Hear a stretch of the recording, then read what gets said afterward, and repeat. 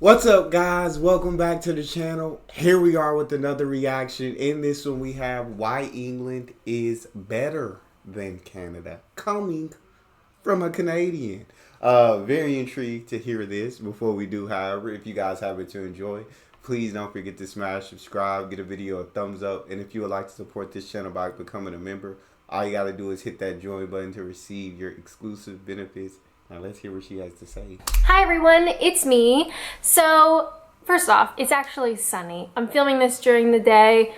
Nice. It's a nice change not to be sitting in the dark. This week I wanted to talk about a direct comparison between England and Canada. Basically, I get a lot of messages from people who are interested in doing like a working holiday or maybe being like an au pair either in Canada or in England. And they don't really know which country to choose, which makes sense. Canada and England are very similar. They both speak English. Personally, I love both countries. There are so many wonderful things about Canada and wonderful things about England, as well as negatives. Like every country has good and bad stuff. It's just the way it is. But I thought it might be interesting to do a direct comparison. So in this video, I'm going to talk about things that I like about England that either Canada doesn't do very well or maybe doesn't do at all.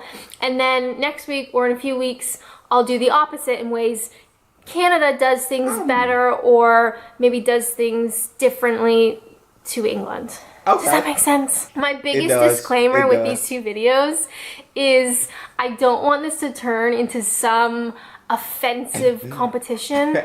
You know, like both, like my country is better than your country, and your country's crap because you do this. Like I don't want that, please. I don't think you're gonna turn it into that at all. I think people, the citizens of each country, are gonna feel that way, no matter whether you make the videos or not.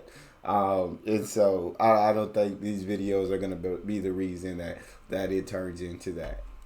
So it's really just to give you an idea, a direct comparison between the two countries. Again, it's just my opinion. Who really cares about my opinion? One last disclaimer. I promise. When I say England and English, and I talk about England, people get upset because I should be talking about the UK and I should say British and I should be inclusive of everybody. At the same time, when I say British and when I say the UK, people get angry because I should only say England and English and I shouldn't group everybody together. I shouldn't just generalize because all the countries are very different. So that's just in terms of you can't please everyone. You just people are good. People are gonna be people, and no matter what you do, people are gonna be upset about something, and that's just life. This video, I'm going to be just talking about England because I've only ever lived in England. I can't speak for all of the UK. I can't speak for Wales. I can't speak for Scotland, Northern Ireland because I've never lived there. So I don't want to just generalize everything. I only want to talk about what I know, and that is living in the southeast of England. So if anybody gets upset that says I should have said British, please evacuate yourself from this video. We just don't have time for it. So after that very long disclaimer, without further ado, let's go. Lord help me if anybody starts getting rude. I will come after you. Now, I've mentioned this in a lot of videos, but one of my favorite things about England is the pub culture. This is really something that doesn't exist in Canada. By pub culture, I mean that there are so many different pubs.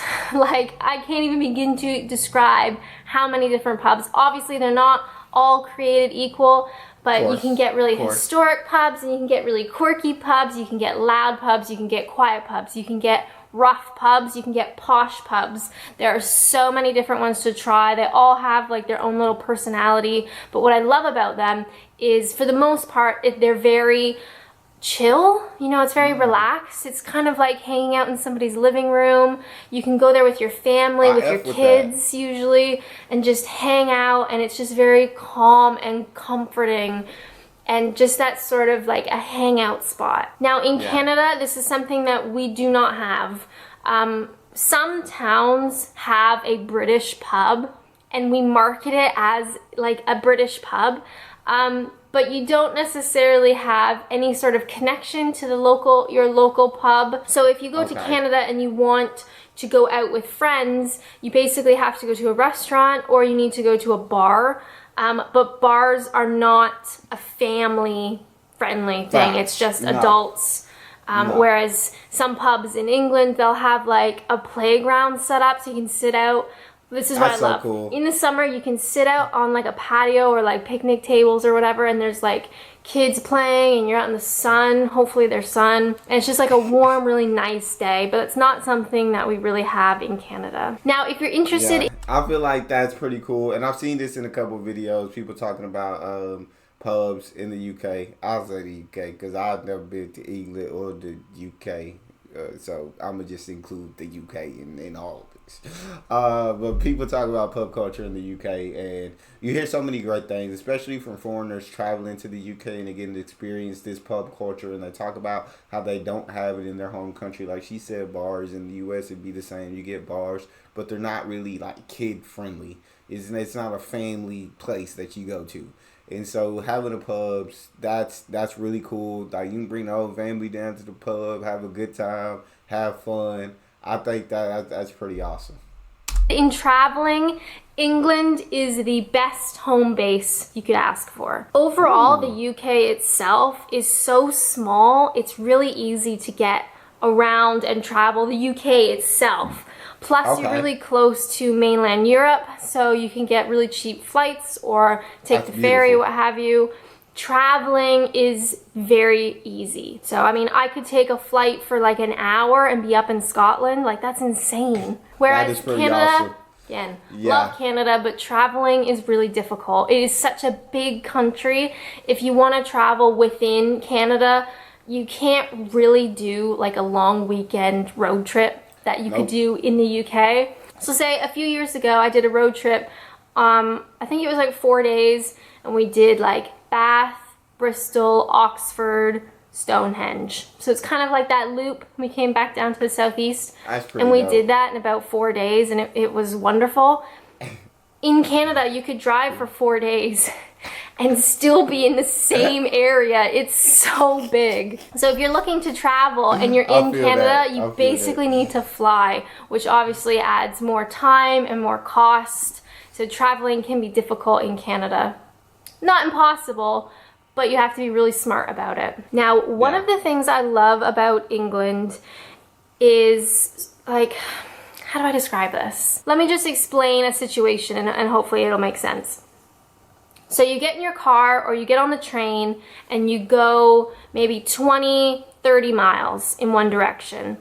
All of a sudden you're in a new town or village or city. There's probably a different accent. The architecture is slightly different. The layout is different. There might be different customs. It's almost like being in a completely new country. And I love it. So I guess what I'm trying to say is England is really wonderful. In connection with traveling is really easy. You don't have to travel very far to feel like you're in a new place. So when I went to Bath is absolutely beautiful. You've got this beautiful yellow, sort of European looking stone. It feels very European in Bath. Then you go over to Oxford, which is very close, and you've got this beautiful white stone. It's very university feel and very scholarly, and it looks completely different to Bath. And they are so close together. So if you are interested in traveling, not only does the size of England make it really easy, but you don't have to go far to find something new. And there's all these different pockets of different accents, different customs, different language, different slang, different food, different architecture. It's wonderful. Whereas in Canada, say in Ontario, which is massive, I just think it's really cool that like y'all are capable of doing that. As to, for me, traveling like to a different country, I can go to Canada, I can go to Mexico. I got two options, and where it's not gonna take forever and a day to get there. But like you guys, like Europe, you have so many different countries like right there where you can take a quick hour flight. Or like she said, this country of the UK isn't the biggest country in the world, so you can like go and visit so many different places and experience different culture, experience different type of people, experience different slang, experience different foods.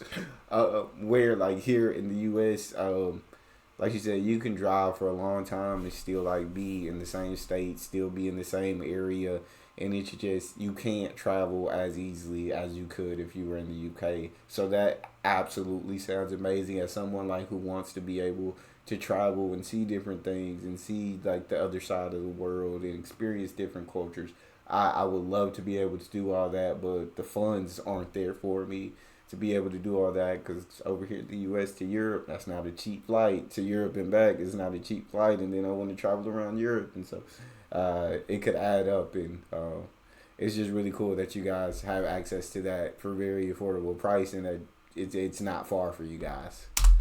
I could drive for 5 hours and I would be in a different location. The accent might be slightly different, but for the most part, the architecture is very similar. All the same shops and restaurants, really. There's not really a huge visual change. I hope that makes sense. It made sense in my mind. It makes sense. That's to all me. that matters. Another thing that England does a lot better than Canada is holiday time. I mentioned this in my 5 things I love about England, and I will say it till the day I die. You get so much more holiday time in England than you do in Canada. When you join a company in Canada, usually you get 2 weeks. That's sort of like the basic.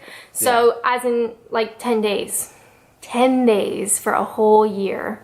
Obviously different companies vary. I didn't mean that was beautiful. I was like...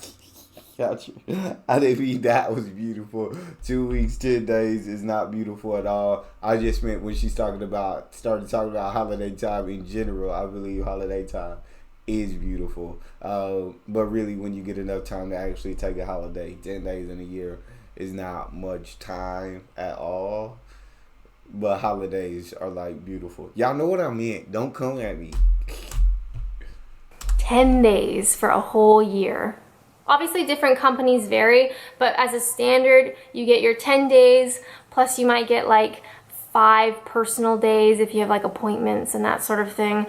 But 10 days, that's it. There was a lot of discussion about how many days you actually get in England, and everybody was kind of saying something different, but it's, from what I can understand, right? It's at least 25 days, plus public holidays, or they call them bank holidays. So, I mean, from the get-go, even if we're just looking at the 25 days, it is a huge difference to 10 days that you get in Canada. So definitely England does the holiday days so much better than Canada. You guys should be proud of yourselves. It's wonderful. This is just a silly thing that I noticed, but in England, you guys get +1 channels, which I've never seen in Canada before. My TV setup, we don't have any way to like record shows. So it's just whatever's on, that's what we're watching. But there's so many times when I've seen, like say Lord of the Rings is on TV.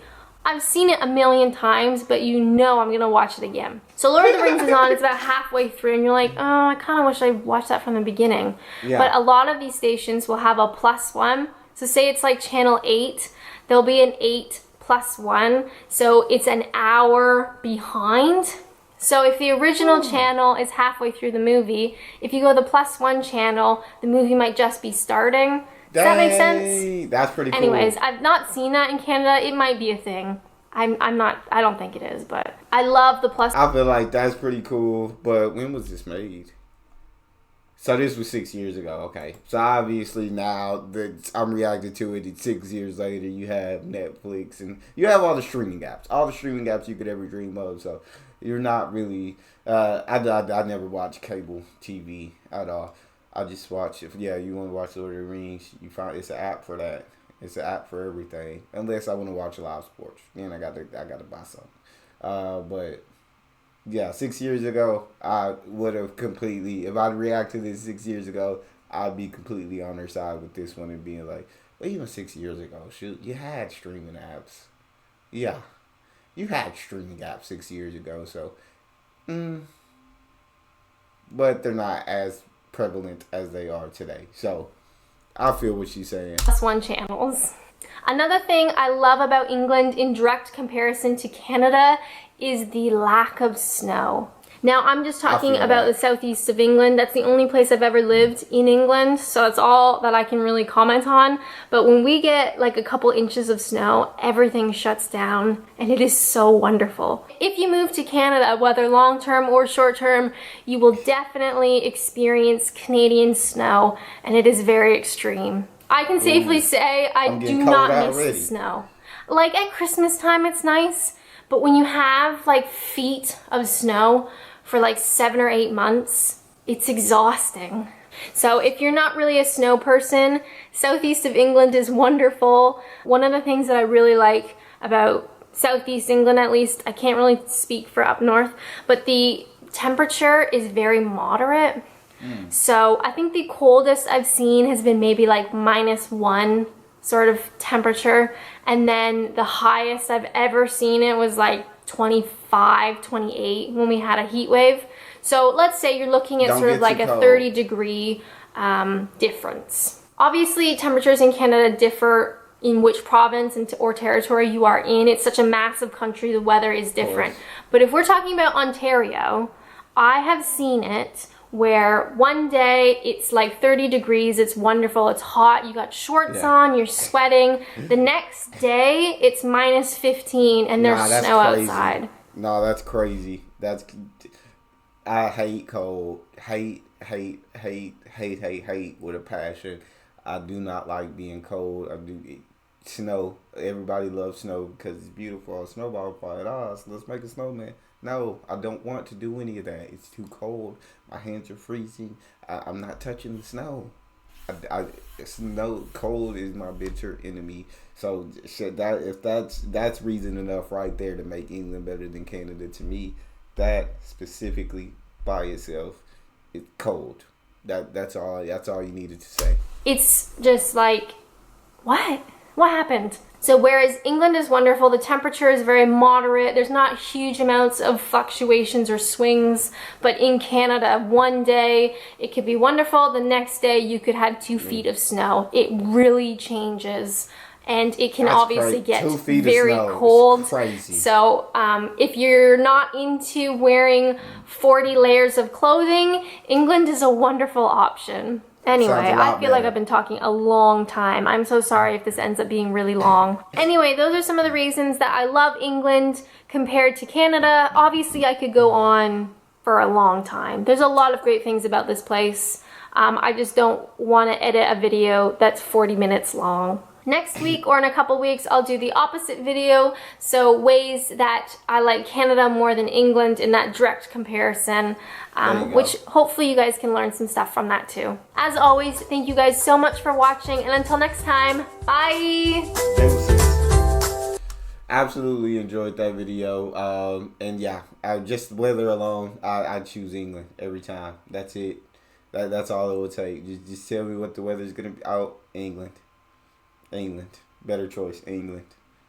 -15. Oh, I'm going to England. 2 feet of snow, England. That's all we have. Let me know what you guys thought of that video. Which country do you prefer?